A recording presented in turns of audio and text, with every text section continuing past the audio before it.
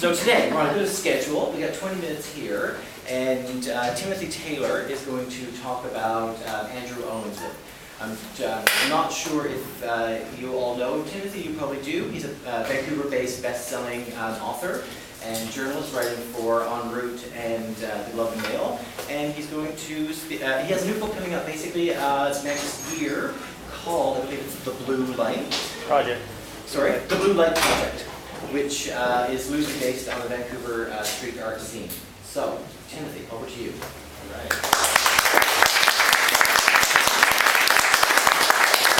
I have to make notes. I couldn't possibly do Andrew's work justice without sitting down and thinking. I'm really glad to be here. I've admired and followed Andrew's work now for, I think it's like 4 years. And we met in, we have studios on the same floor of the Dominion building, and so it's been really interesting for me to watch him move through different projects and develop his ideas. And one of the things that I had to sort of learn about Andrew is that when you look at his work, from photographic work behind me to this work with found materials, which is on the far wall there, to sort of more conventional appearing compositions like the floral works over there, the work has the appearance of being very diverse, and if you didn't know it, it might be possible to even think that different artists had done this work. But as you get to know Andrew and talk to him and hear a little bit more about the ideas that lie under these works, you begin to see that there is a theme and there is a set of concepts that drive him, and they have driven him consistently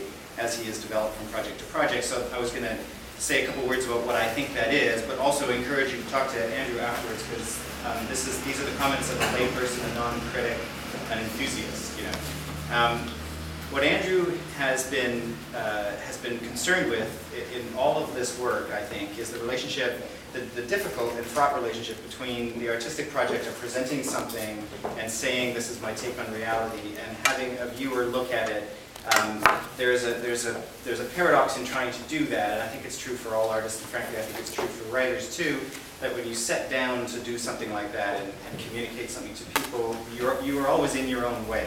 And you bring to the table, even a landscape artist doing as truthful a painting as they can do of a given landscape, is themselves in the work, and they interrupt it with their biases and their assumptions and their position in life. And Andrew has been very centrally concerned with trying to get the artist out, in some cases, to try to remove the artist from that opposing position within the work, in some cases, and in other cases, like this one behind me, which I'll return to in a moment, to sort of show the artist in place, to show the process as it's happening, and to sort of acknowledge the fact that it's very difficult to allow a subject to speak directly to a viewer, that the artist, as I say, tends to get in the way. So that, I think, is one kind of critical thing, and as I go, I'll sort of talk about 3 different works here in the gallery, and I'll try to explain how I think that concept is either illuminated or explored in the work. But that's one sort of central thing to understand about Andrew. I think the other thing that has to be appreciated about Andrew is his background with travel.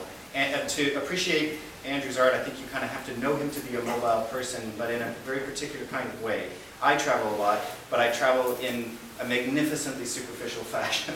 Andrew is the opposite. When Andrew goes to a place, his objective, not unlike that punching through from a subject to a viewer, is that he wants to get past all that superficial stuff that a tourist can do, or that even a visitor can do over a year, and get right through to sort of a vernacular level.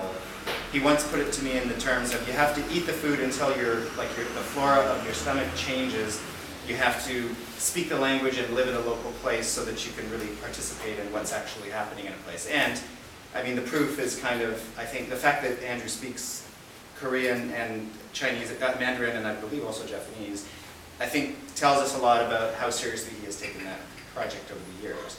So that also, his sort of commitment to living in the vernacular in these different places where he has spent a significant amount of time is another kind of underlying thing that will come back and I think appear as I quickly, aware of the time, walk through the 3 groupings of art that I wanted to talk about. The first of those is the flower series, which is over there. And I think the very first thing that comes to mind when you look at these works is that the Asian sensibility, or what Andrew has inherited through his time in Asia, I think is evident in these works. I mean, it's evident in his use of space, in his kind of un-Western willingness to leave empty space where a busier process might result in sort of filling it up.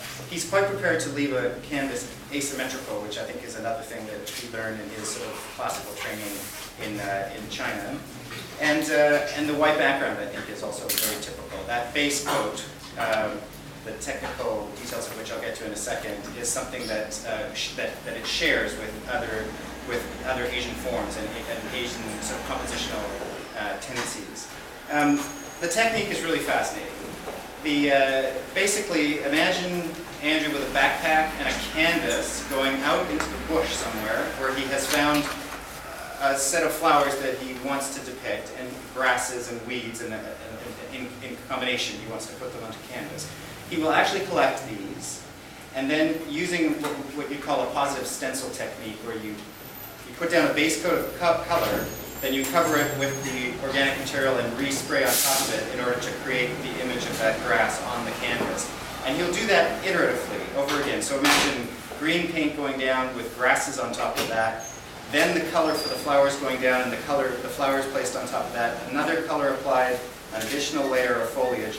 And as Andrew builds that canvas up physically with organic matter lying on the canvas, what he's doing is he's projecting in a reverse order onto the canvas this sense of depth. When he's finished, a white base coat is the last thing that goes down, and the organic material comes off, and the image, and in the sequence of colors that Andrew's chosen, is what remains to deliver us that message and sense of the plants that Andrew has, as he's experienced them.